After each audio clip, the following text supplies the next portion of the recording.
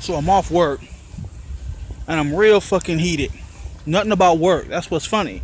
Actually had a good day at work. I'm real heated because, if you've been following us for a while, we were having some financial problems. And the landlord was being nice enough to work with us. And I appreciated it. I made sure that I stressed to them several times how much I appreciated that. We are officially $1,400 past due. And that's a lot of money. It is. But if you watch our stuff, we've been talking about trying to figure out ways to pay that all back. Now, a couple of months ago, when we all got those gigs at VF Outlet, I was like, okay, the plan will be to pay like $525 or something for the next 4 months or something like that. We had it worked out where it would equal $1,400 plus our rent, and we would be squared away. But if you remember, VF Outlet fired me and Kari only because we were related to Asia, which was real shitty. But I understood. Whatever. I still have no ill will towards VF. So my original plan, got a little bit changed. So I wrote to him, said, hey, came across some difficulties here. Thank you for working with us, but circumstances have changed again. So please be patient with us. So they sent me an email and were very polite and said, we understand. Thanks for getting in touch with us. We'll give you to mid-October to have everything paid off. After that, we have to move forward with an eviction. That's okay. That makes sense. I'm not mad at you. It's all good. Now you fast forward to now. At the beginning of this month, even a couple of days before, I sent him an email. Said, hey, thank you for being patient with us. I know you gave us the deadline of October 15th, but I'm asking for an extra 2 weeks. Just an extra 2 weeks. You've been patient with us this long. I need an extra 2 weeks. I'll have it all paid in full, including the rent for October and November, if you can just give us these 2 weeks. Now, I didn't get an answer from him at all. I've been waiting. And today, direct deposit kicked in, so I got my check. And I noticed a discrepancy on my check. See, I have 3 dependents. I claim myself, I claim Kari, I claim Asia. So that's a total of 3. That way they don't take a whole bunch of my taxes out. That way I get more money. Well, for whatever reason, they had me down for 0. So they were taking like 30% of my check. And honestly, and this is going to sound braggy, it's not what I'm trying to do at all. My checks had been so big that I hadn't noticed that they were taking a lot out. I know that sounds real like cocky, but that's not what I'm going for. So today, my direct deposit kicked in, and I didn't work any overtime. It was just a straight 40 hours. I was like, wow, this is really a lot lower than I think it should be. So I went into the system, did the math, started putting stuff together. They had me down for 0 dependents. So it was just a matter of sending an email, hey, something's wrong with my stuff, can you correct it? They corrected it, so my next check should be fine. So everything's back on track. Now I want you to keep in mind that even though my check was less than I was expecting it to be this week, it's still enough to honor my agreement, give them $350 a week so I can pay off this debt. Asia came and brought me Powerade this morning, as she normally does, and she's like, hey, do we have to give them $350 now because we're running really short? There are a couple of things that I have to do, and we can just take it out of the next check. I semi-agreed to that, but at the same time, it's like I'm cautious because I don't want to get into that habit, and then next week something else go wrong, and we don't have enough because there's so many other things we also have to do next week. Wow, I feel like I'm babbling, but I'm leading up to something. I really am. So this afternoon, I get a text message. No, not a text, an email. I get an email from the property manager. I'm thinking, oh, she's just not getting to my email. That's cool. She'll say, all right, I can work with your deal. And she, in the email, she's like, this is just getting ridiculous. I need my payment in full. Call me. And I'm like, whoa, bitch. Settle the fuck down. Like, understand that I want you to have your money. I'm trying to pay you, but there are also other things that need to get done.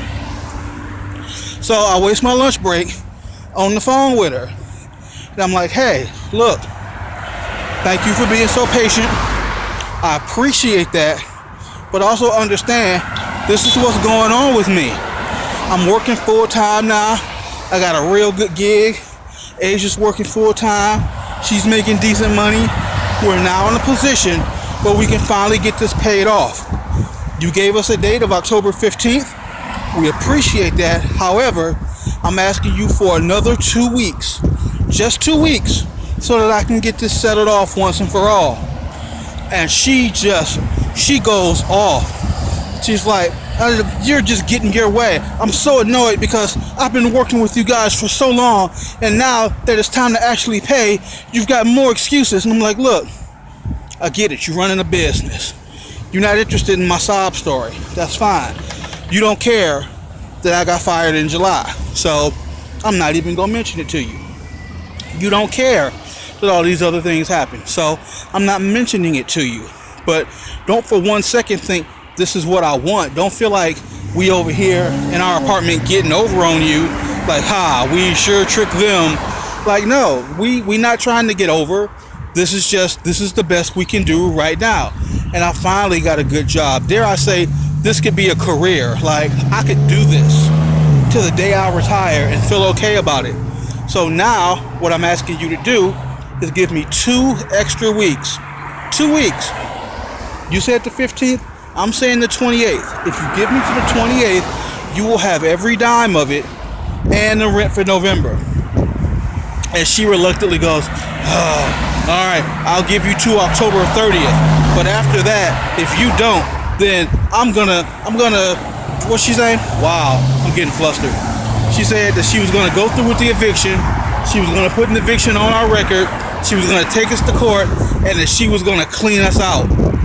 And at that point, I kind of forgot I was on the phone with my landlord. At that point, it was just somebody who was trying to tell me how to conduct my affairs. So I got real, like, snide and uppity with her. Hold on, I gotta sneeze. Was that a sneeze or was that? Look at my dad. You'll never know. So I'm getting real salty at this point, and she's like, and I'll take you for everything. And I was like, look, hold on. What we really saying is that you have no choice but to agree to these terms.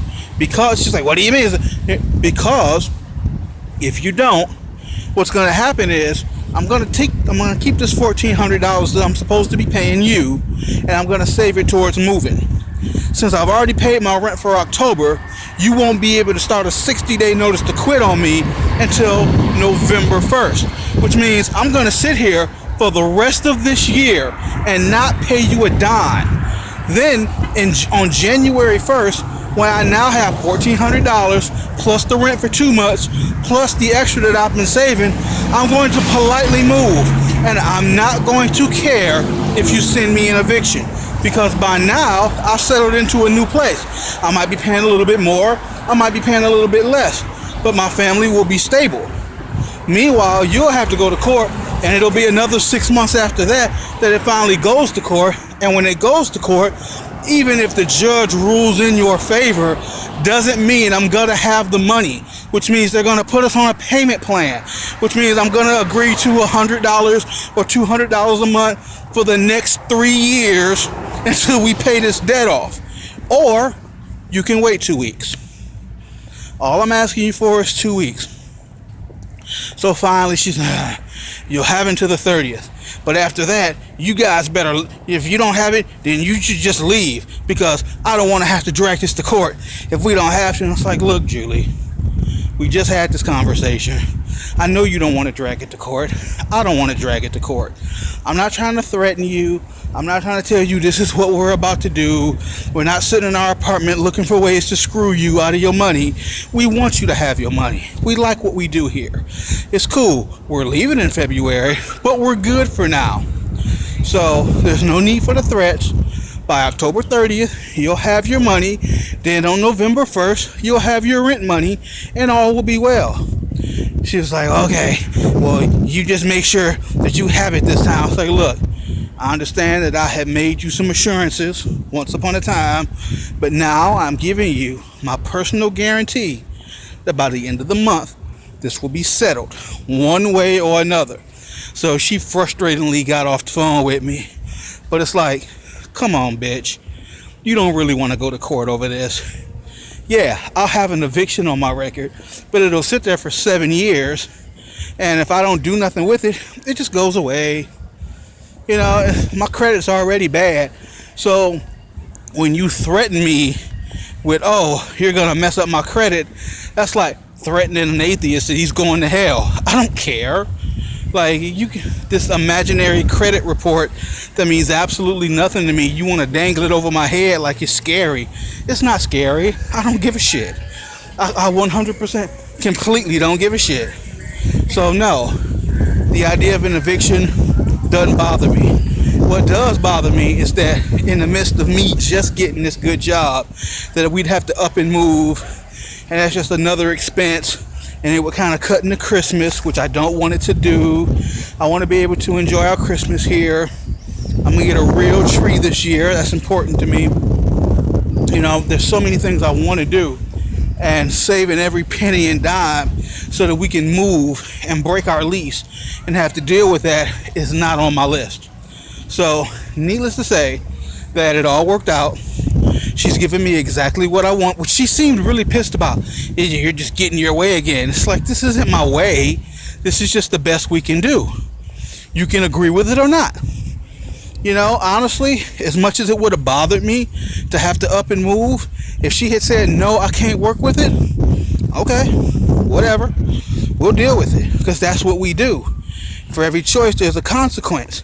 She knows she didn't want to drag this out in court for what could be the upswing of 2 years trying to get it sorted out and then come up with some sort of payment plan, because you can't just take it all from me in one lump sum. Even if I did go to court for it, the judge would be like, payments. And I would do the bare minimum. So it's like, it's whatever. So she's going to give me the 2 weeks. And I'm about to get hit by a car. She's going to give me the 2 weeks against her better judgment. But it's like, you really had no other option. So now I can go home and relax in comfort, knowing that everything is taken care of. I think we are going to go with Asia's plan.